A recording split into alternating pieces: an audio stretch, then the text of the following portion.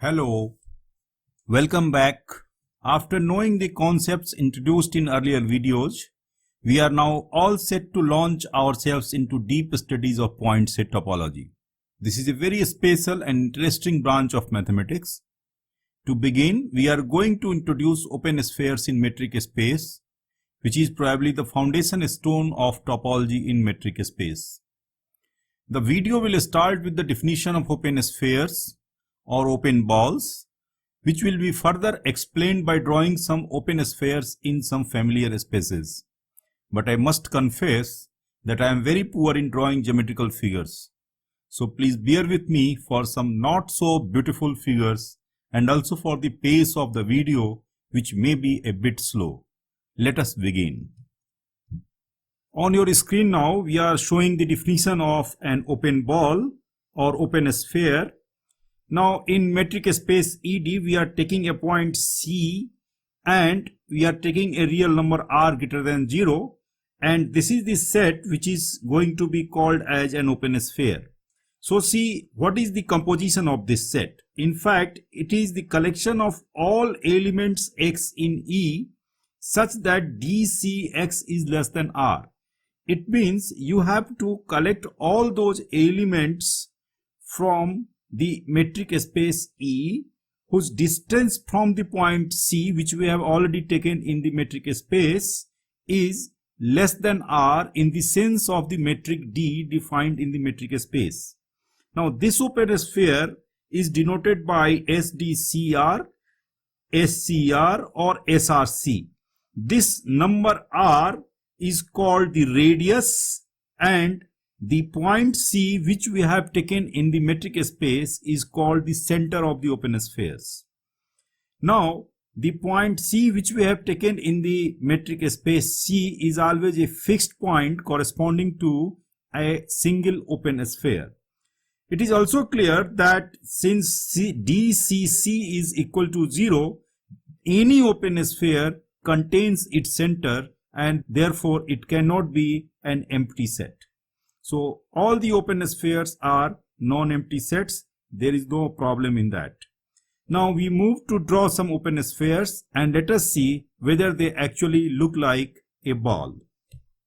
Now we are showing a metric space RD with the usual metric dxy is equal to modulus of x minus y, and we are trying to see that what is an open ball in this metric space. By definition, if r is a real number and C is any point in R, C belongs to R and is fixed, then SRC is the set of all those points belonging to the set R, that is the metric space, such that dCx is less than R. This is the definition of open sphere. Now, this you can write like this because dCx is modulus of C minus x. So modulus of C minus x less than R. But modulus of C minus x less than R means C minus R is less than x is less than C plus R. How? Let us see. Modulus of C minus x less than R, it implies that modulus of x minus C less than R, and therefore we can write like C minus R is less than x less than C plus R. So this is the set which is the open sphere. But how is it? This is the set of all real numbers which lie between C minus R and C plus R, and therefore it is nothing but the open interval with endpoints C minus R and C plus R. So in RD with usual metric, you see that open sphere is nothing but an open interval. Therefore any conception that an open ball will look like a ball is false. It is an open interval in the metric space RD with usual metric. And vice versa, if you consider any open interval, like if I take say 3 and 7, this is an open interval. Then you see that if I plot 3, 7, then 3, 4, 5, 6 and 7. So 5 is the center and 2 is the radius, and therefore I can take that S2 5 as equal to 3, 7. Therefore any open interval can be seen as an open sphere in RD. But is it correct to think that an open ball is always like an open interval with this metric? Let us see again. Now we want to see open sphere in metric space consisting of the closed interval 0, 1 and the metric rho, where rho is defined by rho xy is equal to modulus of x minus y, where x, y are elements of closed interval 0, 1. The sphere we are considering is S half 1 by 4. So it is clear that the center of this sphere is 1 by 4 and radius which we are considering is half. According to definition, this open sphere is nothing but the set of all x belonging to the closed interval 0, 1 such that the metric distance of x from 1 by 4, which is the center, is less than the radius which is equal to half.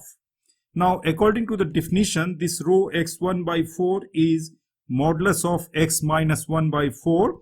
So these two sets are equal, and similarly you can have this set because modulus of x minus 1 by 4 less than 1 by 2 gives you this inequality and then this inequality. So ultimately you get this set. But this set contains two conditions. First is that x is a member of the closed interval 0, 1, and the second is x lies between minus 1 by 4 and 3 by 4. Therefore, if we make x to satisfy these two conditions, then we get this semi-closed interval where it is closed at 0 and open at 3 by 4. So you can very easily see that as in RD, we are not getting open intervals as open spheres. So our open spheres in a space, in a certain metric space, can be different from open intervals. Now let us see how does it look like on the real line. Suppose this is our real line, and on this real line we have the interval 0, 1. Suppose this is half. Then how is the position of our open sphere?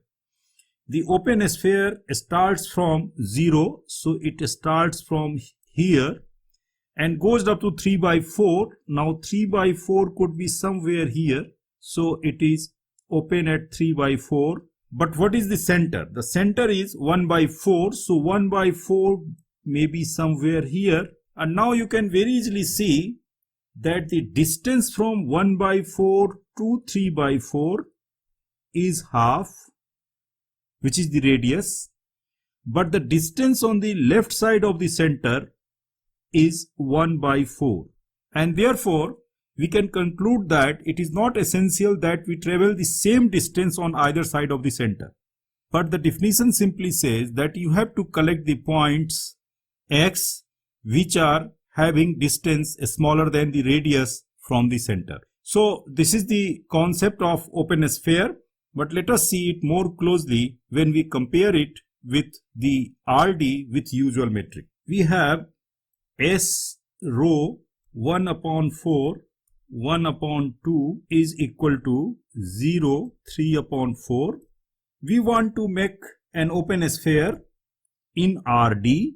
Now RD means metric is dxy is equal to modulus of x minus y, xy belonging to R.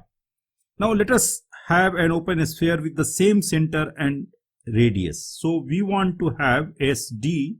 Now this is again x belonging to R such that modulus of x minus 1 by 4 is less than half. And by doing the same steps, you can see that this is x belonging to R such that minus 1 by 4 is less than x less than 3 by 4. And this is nothing but the open interval minus 1 by 4, 3 by 4. If we place this on the real line, then you can have 0 somewhere here, 1 somewhere here, half you can take here, 3 by 4 here, and 1 by 4 somewhere here, and minus 1 by 4 somewhere here. So the open sphere now lies from minus 1 by 4 2, 3 by 4. And the open sphere S rho 1 by 4, 1 by 2 lies from 0 to 3 by 4. So you can very easily see that S rho is 0, 1 intersection SD. From here we can have a conclusion that if ED is a metric space and F rho is a metric subspace, then S rho CR is equal to F intersection SD CR. So if you have an open sphere in metric space and you want an open sphere with the same center and radius in subspace, then you have to simply take intersection of subspace with the open sphere of the metric space. This is the clue which I wanted to give you. Now let us proceed to have another example. Here we consider to find open sphere in any discrete metric space ED, and we know that the discrete metric has this definition where dxy is equal to 0 when x is equal to y and dxy is equal to 1 when x is not equal to y, and we try to find SRC, an open sphere with center at C and R as its radius. Of course C belongs to the metric space E. We have already given that what will be the shape of SRC, but let us explain it. Now SRC by definition is SRC is equal to the set of all x's belonging to E such that DCX is less than R. We are going to consider the cases when R is equal to 1, R is less than 1 and R is greater than 1. So first we consider that R is equal to 1. Now if R is equal to 1, then SRC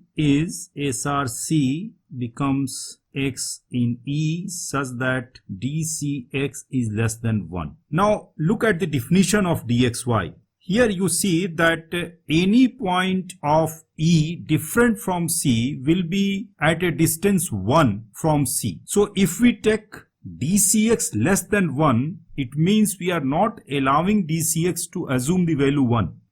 And therefore, no point of E can be different from C which satisfies this inequality DCX less than 1. Therefore, this set will not contain any point of E other than C, and hence this is the singleton C.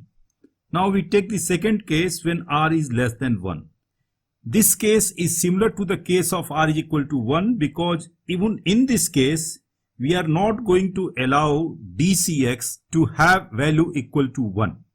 And therefore in this case also SRC is equal to the singleton containing the center itself. So if R is less than equal to 1, then the sphere will be just the singleton containing the center. If R is greater than 1, then in that case what happens? SRC is equal to x belonging to E such that DCX is less than R, but simultaneously R is greater than 1. In this situation, we can allow DCX to be equal to 1. If DCX can assume the value 1, then all the points of E which are different from C will take place in this set because all the points of E which are different from C are located at distance 1. And you know that by definition SRC is a subset of E and members of E becomes members of SRC, and therefore ultimately SRC becomes the metric space itself. And so if R is greater than 1, then the open sphere becomes the full space E. And so the shape of the sphere SRC in any discrete metric space is just of two types. When R is greater than 1, that is when the radius is greater than 1, it is the full metric space. Otherwise, it is just the singleton containing the center of the sphere. As a particular case, if we consider R the set of real numbers with the metric D, discrete metric I am taking here. So RD, where D is the discrete metric, and then if we try to find the open sphere S half 0, that is open sphere with center at 0 and radius half, then it is evident that it is nothing but the singleton containing 0. If you take S10, then it is again the singleton containing the center only. But if I take S20, then it becomes the full set of real numbers. So this is a particular example which can further explain the open spheres in any discrete metric space. Now we are moving towards some particular metric spaces, and these metric spaces are defined on R square. So let us proceed and see those examples. Here we are considering unit open sphere S10 in R square. By 0 we mean the origin with the coordinates 0, 0, and R square is the set of all points x which are having coordinates x1, x2, where x1 and x2 are real numbers. We are considering dxy is equal to this, which is the Euclidean metric on R square. We already know it. And by definition of open sphere, S10 is given by this set. Now, if we apply the definition of the metric here, then we get this set which reduces to this one. But a simple look at the inequality present in this set will help you recalling the circle x square plus y square is equal to 1. Now, here we are adopting the coordinates x1, x2 in place of the general way of taking coordinates xy. So this can be seen as x1 square plus x2 square is equal to 1. Now the set which you have simply gives you the observation that this is the interior of the unit circle. So if we try to draw the unit circle, then what is that unit circle? Suppose this is the system of axes x1 and x2, and if we draw a unit circle, so this is our unit circle, say this is the origin and this is the radius which is equal to 1. So what is our open sphere? Our open sphere is the shaded region here within the circle. We have to leave the circumference, and the shaded region is the open sphere S10. So if you get a unit disk and you remove the circumference, then you get the open sphere in R square. But mind that it is only with the Euclidean metric. If you change the metric, the nature of the sphere may change. We will see it in the next example. Let us see. So here we determine unit open sphere S10 in R square with the metric dxy is equal to modulus of x1 minus y1 plus modulus of x2 minus y2, which is nothing but the taxicab metric. Now by the definition of unit sphere, S10 can be represented by this set, which is the collection of all elements x in R square such that d0x is less than 1, 1 is the radius and 0 is the center. If we apply the definition of the metric, then we get this set, and which is reduced to this one. Now if we closely look at the inequality which we are having within this set, then this inequality is in fact combination of 4 different inequalities depending on the signs of x1 and x2. If x1 and x2 both are positive, then this inequality is x1 plus x2 less than 1. Similarly, we can get other inequalities like minus x1 plus x2 less than 1, minus x1 minus x2 less than 1, and x1 minus x2 less than 1. So these are the 4 inequalities which are in fact parts of this inequality which is present in this set. So the open sphere which we want to determine is in fact being bounded by 4 straight lines. What are those 4 straight lines? These straight lines are x1 plus x2 is equal to 1, minus x1 plus x2 is equal to 1, minus x1 minus x2 is equal to 1, and x1 minus x2 is equal to 1. So we'll have to draw these 4 lines on the axis, and we'll have to see the region which we obtain as open sphere. Now let us draw the axis. Suppose these are our axes. This is our x1 axis and this one is x2, and of course this is the origin with coordinate 0, 0. Now suppose we want to draw the first line, which is x1 plus x2 is equal to 1, then the easiest way is to determine the points of intersection with the axis. So if we put x1 is equal to 0, we get x2 is equal to 1, and if we put x2 is equal to 0, then we get x1 is equal to 1. So the points are in fact 1, 0 and 0, 1, and the line will pass through these two points, which will be something like this. So this line is x1 plus x2 is equal to 1. Similarly, if you consider the second one, then it is minus x1 plus x2 is equal to 1.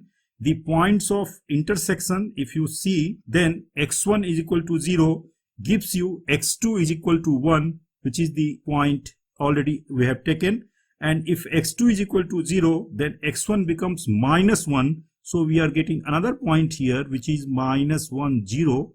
And therefore, the line will pass through these 2 points. So this is our line, minus x1 plus x2 is equal to 1. Now consider the third one. This is minus x1 minus x2 is equal to 1. So if we put x1 is equal to 0, we get x2 equal to minus 1. So some point here, which is 0, minus 1. And again, if we put x2 equal to 0, we get x1 equal to minus 1. So already we are having this point. So the line will go like this. Actually, I have already told you that my drawing is very bad, but please bear with me. This is minus x1 minus x2 is equal to 1. And the last one is obvious. You can see that this is the line x1 minus x2 is equal to 1. So in fact, now you can very easily see the open sphere, which is bounded by these 4 lines, and this is actually looking like a diamond. So this is the open sphere which I am shading with the green ink, bounded by these 4 lines, the region bounded by these 4 lines, and I am shading it in green. So this is our S1, 0. So the region bounded by these 4 lines is our open sphere. So it is very obvious that open ball doesn't mean a ball in shape. In fact, it is a definition, and you can obtain open ball depending on the metric as well as depending on the space, of course. Now let us move to have another example. Here again we are considering unit sphere, but the metric is changed, and now the metric is the max metric. We are considering S1, 0. This is the set which we get by definition. We apply the definition of the metric, we get this inequality, and this is again reduced to this form. And if the maximum is less than 1, then both the parts are less than 1, and modulus of x1 less than 1 is equal to minus 1 less than x1 less than 1, and similarly minus 1 less than x2 less than 1. So you have to consider all x's whose coordinates are bounded between minus 1 and 1. So let us see and let us draw it on the axis. So these are our axes. Let me firstly mark x1 and x2 now. Now we are taking pose 1, 0 here and minus 1, 0 somewhere here, 0, minus 1 and 0, 1. So what are the lines? First we have to see x1 equal to 1. So x1 equal to 1 is this line. Then x1 equal to minus 1 is this line. And then x2 equal to minus 1 is this line. And x2 equal to 1 is this line. And therefore, the shaded region here, which we are shading in green, is our open sphere. So here it takes the form of a square. And therefore open balls, you can see, are no more balls. This takes the shape of square in max metric. Now we are moving from R square to no open spheres in a more general space, that is function spaces. and we have considered 2 or 3 function spaces in our examples, but here I will show you open spheres in just one space. Let us move and see what is that.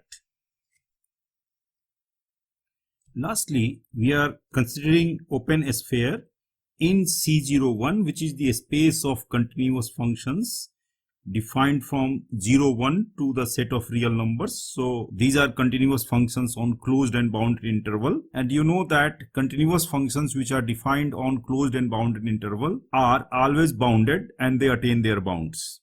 So with this information, we are proceeding to find an open sphere S epsilon f in C01.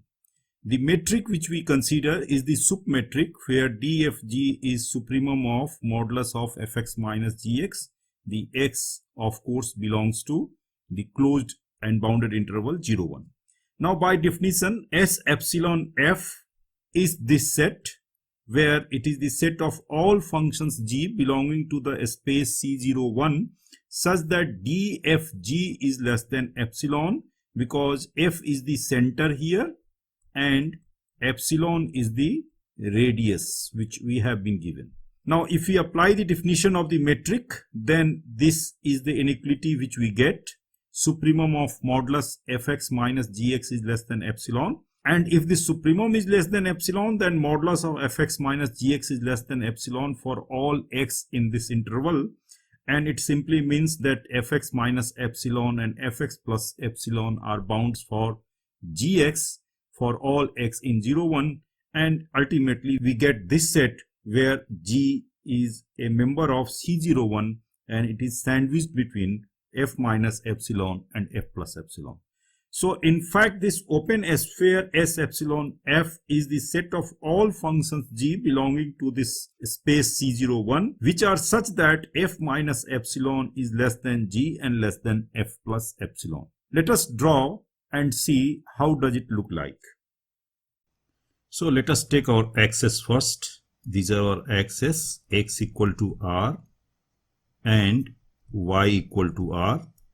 This is our origin 0, 0. If we take some point 1, 0 on this line and we are taking line x equal to 1, then this line segment is the domain of the functions belonging to C01. Now f is a function of C01, so the domain of f is a closed and bounded interval, and hence f is bounded. It is very smooth, it attains its bounds, and therefore our f can be something like this in C01. So we can take it as f. Now if we subtract some positive constant from f, then the graph of f will shift downwards, and if we add some constant to function f, then the graph of f will shift upwards, and therefore we may take f plus epsilon like this, and similarly f minus epsilon could be like this, and hence the strip which we are shading in green now is the open sphere S epsilon f.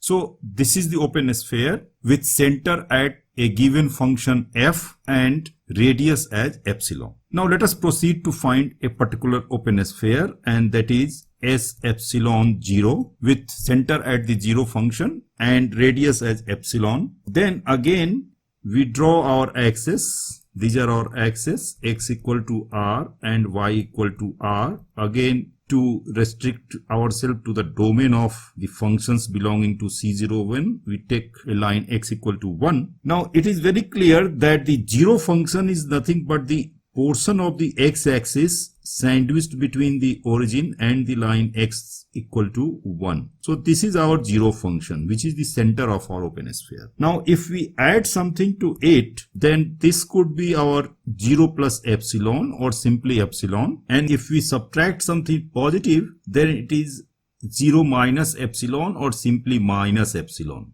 Therefore the region which we are shading now is our open sphere S epsilon 0. So in this way you can see open spheres in C01. Now there are some queries about the definition of this metric which we are dealing with. So we are going to show you geometrically that how is this metric defined and how can we determine the value of the metric in C01 with the help of graphs. Now the metric which we have is DFG is equal to supremum of modulus fx minus gx, where x runs over 0, 1. So we are going to determine DFG geometrically for given functions f and g. These are our axes. Again, I take x equal to r and y equal to r with a line x equal to 1 just to fix the domain of the functions belonging to C01, and I take two functions f and g. Suppose this is our function f and this is our function g. Now these are our points of intersection of the functions, and we take 2 points a and b corresponding to these points of intersection on the x-axis. So very easily you can observe that between a and b, the values of g are greater than the values of the function f. So if we try to find f minus g, then in between a and b, f minus g will be negative. Now just for clarity, we draw f minus g in a separate graph. We are taking the same frame of reference. Now our f minus g could be something like this, negative between a and b and then positive elsewhere in the domain. Now see the definition of the metric. We have to find supremum of modulus of fx minus gx. It means we have to find modulus of f minus. So if we find the modulus of f minus g, then what will happen? The negative part of f minus g will get reflection with the x-axis, and the modulus of f minus g will be same on the positive part, but between a and b it will get a reflection, and then again it will follow the graph of f minus g. So this is our modulus of f minus g. Again, modulus of f minus g is bounded because f minus g is bounded, and so it will certainly have some maxima here, and corresponding to this maxima we will find a real number here which may be called as m. Now this m in fact is the value of the metric DFG. So we tried to explain the concept of this metric with the help of graph. This is all about open spheres in metric space in this video. Now in the next video we will again meet with some other topics. Till then, bye. Thank you.